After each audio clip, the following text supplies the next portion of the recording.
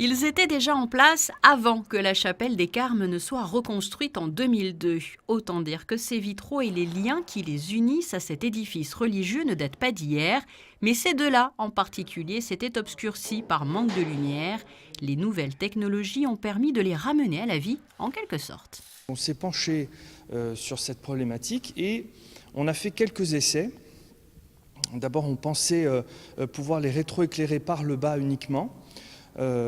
Mais ça n'a pas été concluant. Donc on est allé un petit peu plus loin dans la recherche. On a fait un projet d'un caisson qui allait pouvoir emmagasiner la lumière et avec un concurrent qui est quand même important, qui est le soleil, avec une température de couleur qui varie en fonction des moments de la journée et une intensité très importante. Donc il a fallu faire un compromis et que nous avons réussi.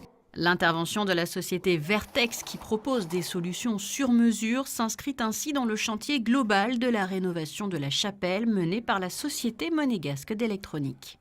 Nous sommes titulaires du marché avec le service de maintenance des bâtiments publics, SMBP, pour lequel nous avons remporté un marché qui consiste à remplacer donc, tous les éclairages, les anciens éclairages, les anciennes sources très gourmandes par de l'éclairage LED.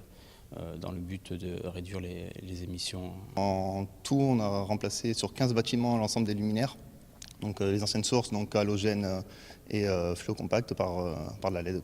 Et l'intensité peut se régler via une télécommande ou à l'aide d'un smartphone, voire d'une tablette grâce au Bluetooth. La technologie se met donc au service de l'histoire et de la religion.